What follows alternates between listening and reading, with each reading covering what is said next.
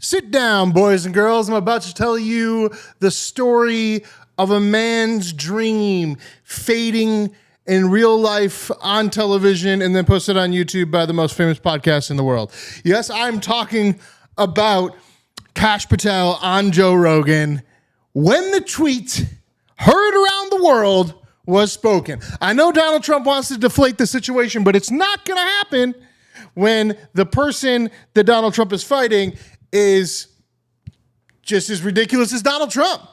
Alien versus Predator, as they're saying.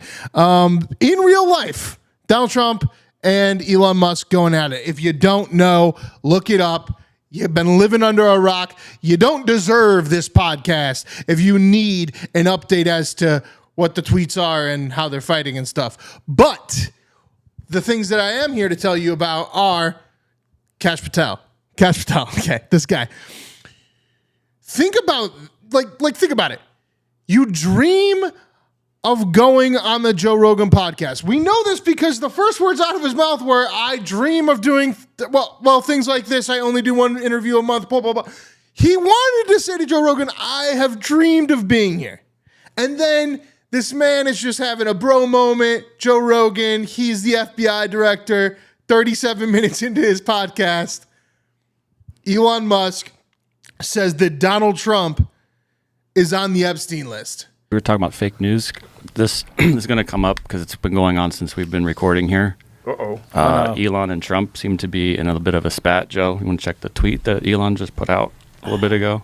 Time to drop the really big bomb. Donald Trump is in the Epstein files. That's the real reason they have not been made public. Have a nice day. Jesus Christ. I'm not participating in any of that conversation What between is Elon Have and a Trump. nice day, DJD. Someone should take his phone away. They're going back and forth about different things. And Yeah. Listen, Well, he said he was disappointed in Elon.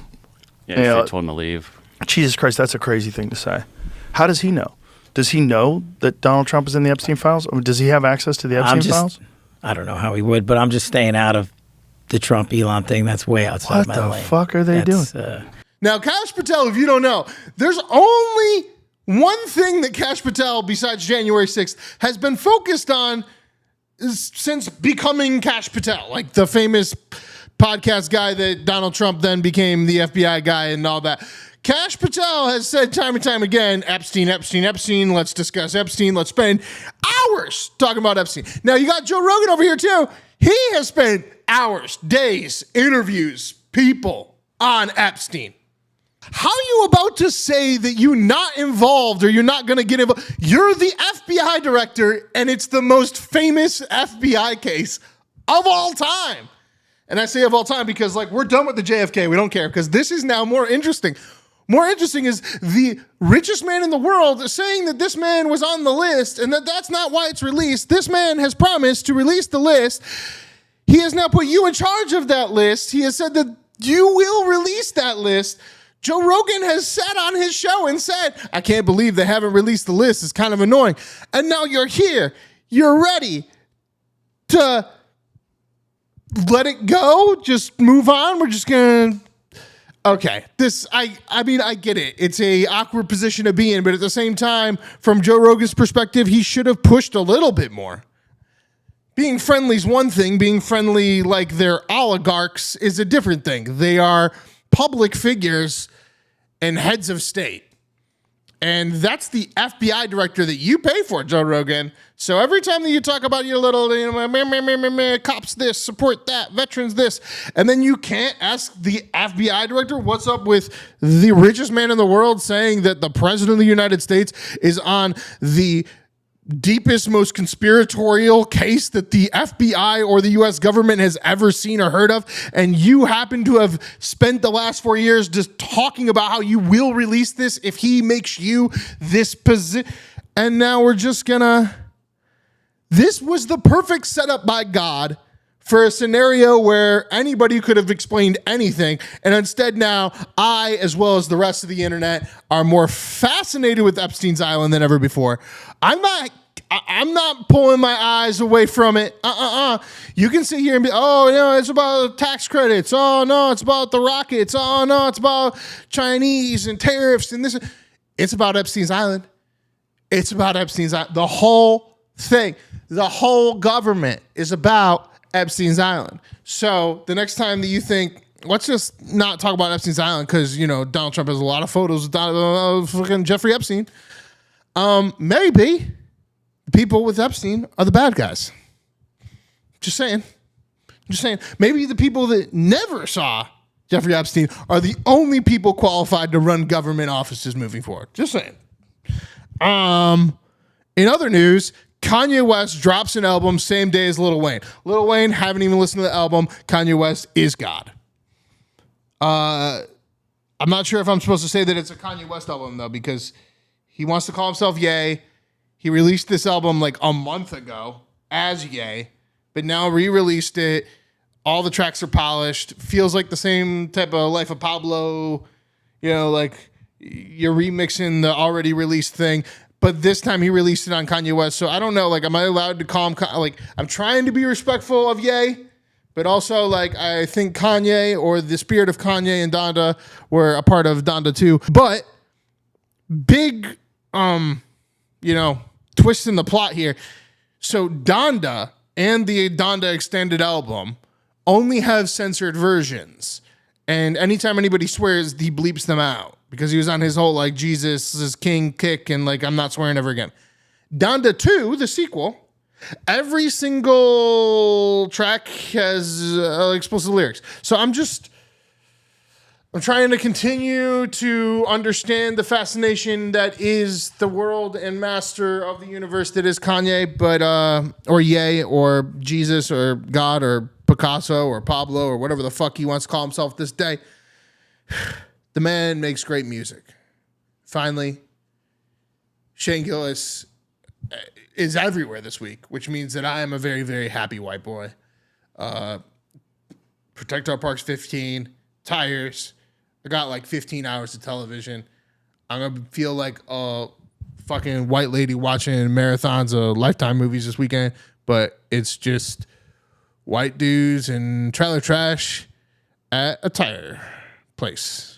Go watch Tires. That's what I'm saying. Because independent television matters, and I fucking know that's an independent show, and I know the people that make it, and that matters. So please watch things like that are just trying to be funny and are not trying to deliver a message. I'm delivering a message, and the message is fucking Donald Trump was on Epstein's Island, and he's fucking on the list. That's the fucking reason it's not released. And Joe Rogan should have said, well, yeah, you are the FBI director. Oh, I'm staying out of it. How are you staying out of it? You're the FBI director. I don't even know. I can't even. I got to go listen to the Lil Wayne album, but I don't have time because I am a white boy who's obsessed with Shane Gillis. And, I mean, basically, Biggie versus Pac for white people, Donald Trump, Elon Musk. So I'm just fucking caught up in all of it, guys.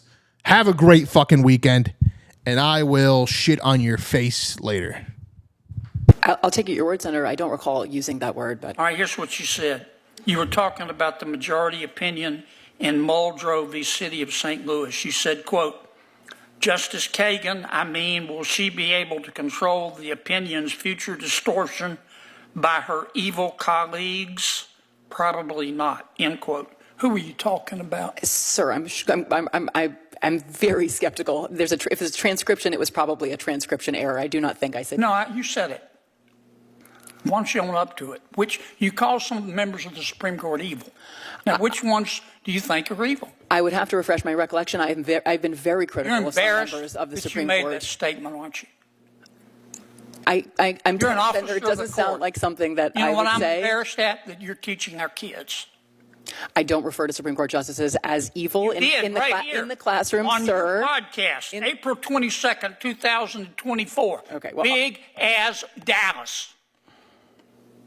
And you're an officer of the court, and you're here advising us to be respectful of federal judges. And you say they're evil members of the United States Supreme Court? Gag me with a spoon. Your son brought up the Epstein files at this particular moment. What was his thinking there, do you think? Well, I have no idea. I don't know what he was thinking. And, I think, people lash out when they under stress. I can only imagine that's just a silly mistake. Besides, nobody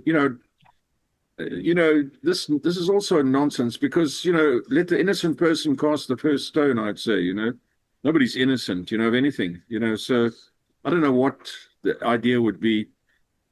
It's just bulls, elephant bulls or alphas having a go at each other.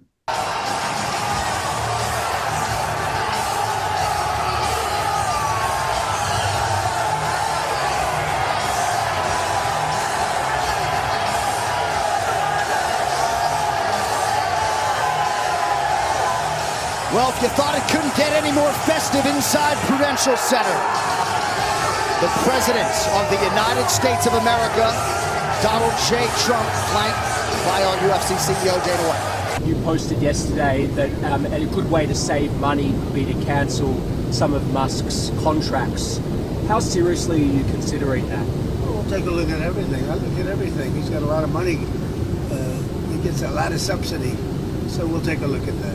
Only if it's fair. Only if it's fair for him and for the country. I would certainly think about it, yeah, but it has to be fair. Mr. President, would you consider reopening investigations into his companies? There are a bunch of investigations. I didn't know that they had any, but they had them.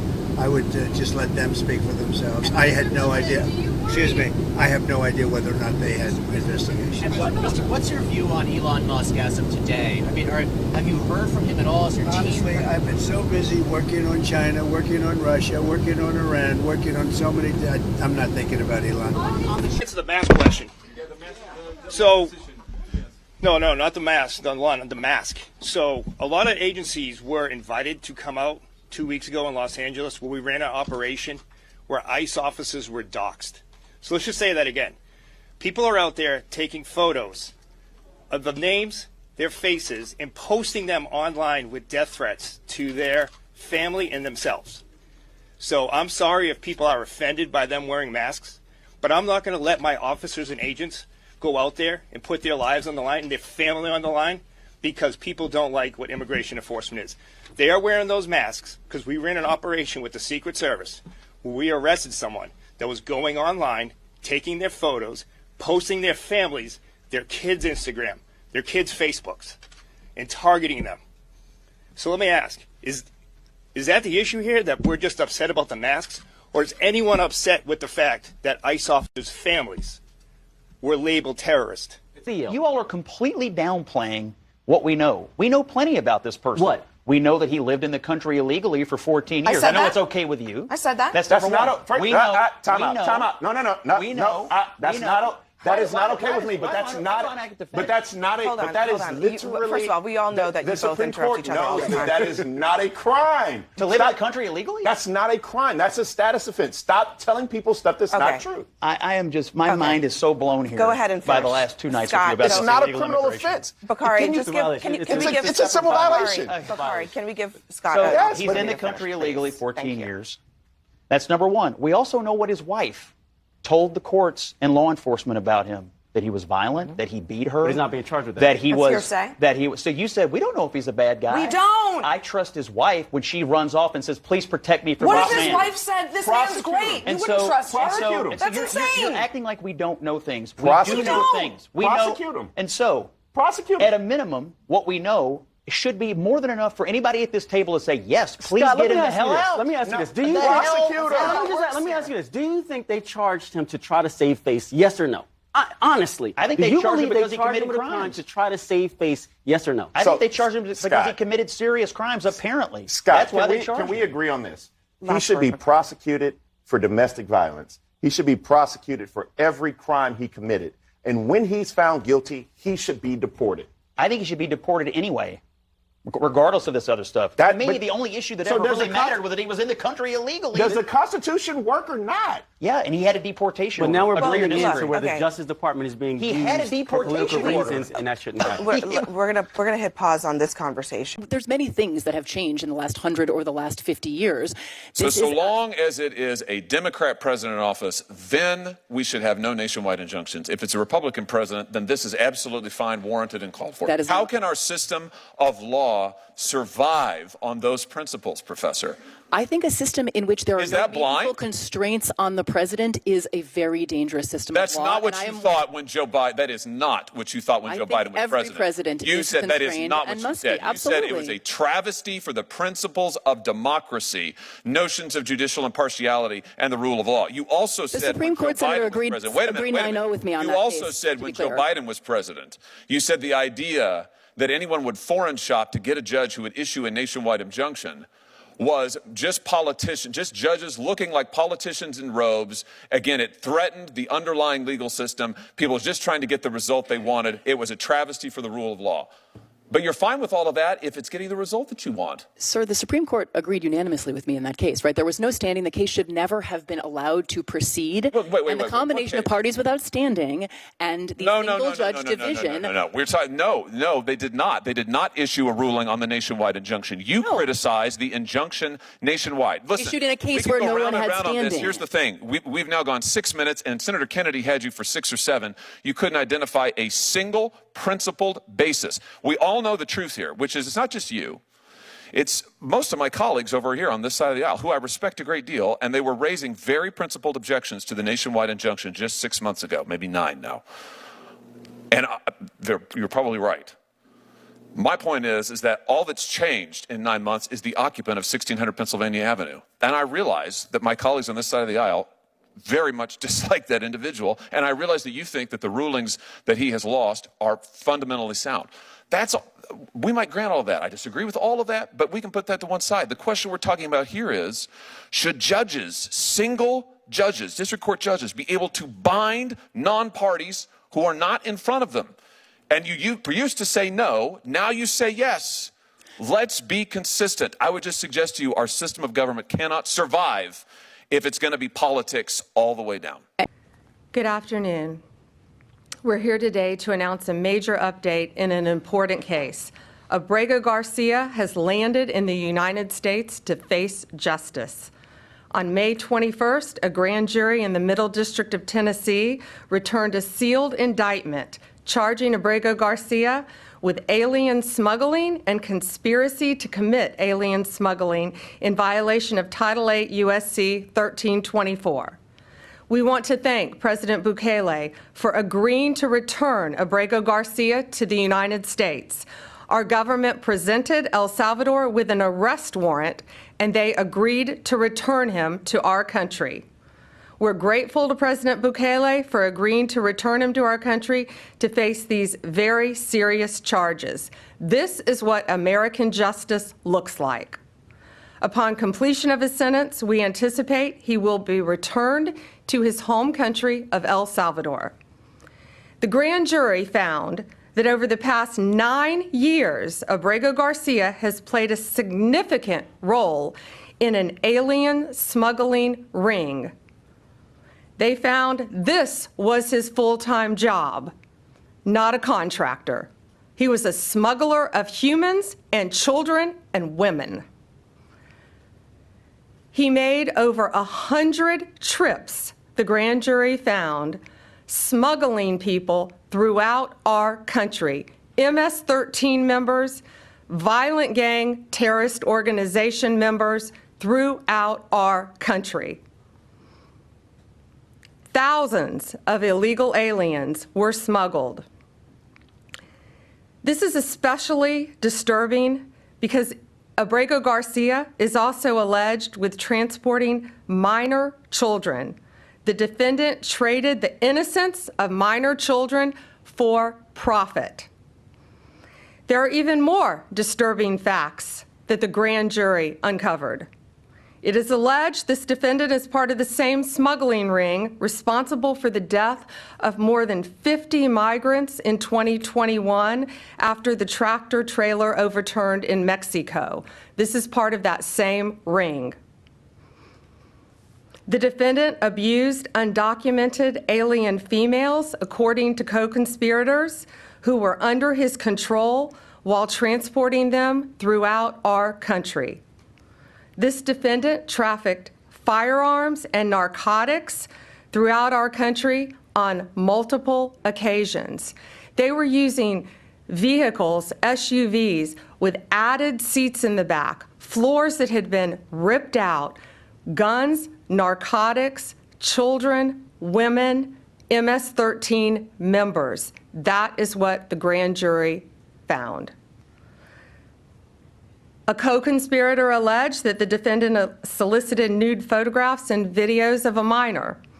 A co-conspirator also alleges the defendant played a role in the murder of a rival gang member's mother.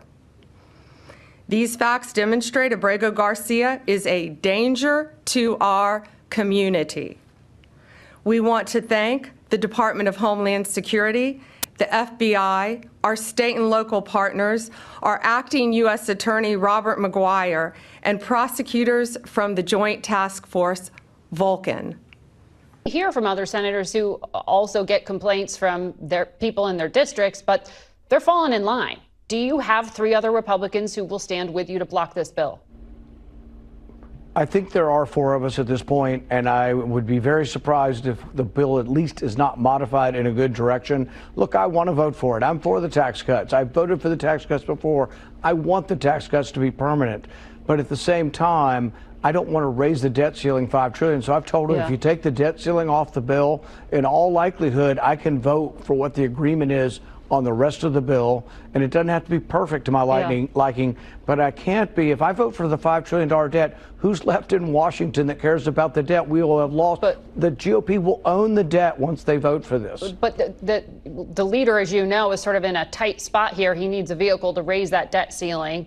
Otherwise, you had to turn to Democrats to get that done. What was the White House response when you asked that to the president? Well, historically, the debt ceiling's always gone up and will always go up, and I'm not proposing that it doesn't. But the people who should vote for it are the people who vote for the spending. Historically, all the Democrats vote for raising the debt ceiling, and about 15 big government Republicans vote for it. This will be the first time it's voted on just by Republicans. This will be the first time that Republicans own the debt. They already own the spending. In March, we continued, not me, but most Republicans voted to continue the Biden spending levels. So you remember the campaign, everybody's talking about Bidenomics and Biden inflation and Biden spending levels. Well, the Republicans all voted to keep the Biden spending levels, and that's why the deficit this year is going to be $2.2 trillion this year. You a chance to respond. Would the Democratic Party have been stronger had President Biden dropped out of the race sooner or not run at all? Kristen, here's what we absolutely know about last year's election. It's over. And I'm going to spend all of my energy focused on the task in front of us. We are headed into a very critical week. The Republicans are trying to push forward this big, ugly bill that's going to literally cut as many as 7 million Americans off of their health care. It is a drag not only on their health care, it's a drag on the American economy. They want to cut some $290 billion out of SNAP. This is an unfunded mandate at a time when Donald Trump's tariff tax is literally raising the cost of groceries. And so I've got my sleeves rolled up, and in front of me is the American people, the people of Georgia, and doing everything I can to save them from Trump's big, ugly bill. I didn't hear a direct answer to the question there, but we do need to keep moving because we've got. Well, I take very seriously my job. The people of Georgia hired me to stand up for them.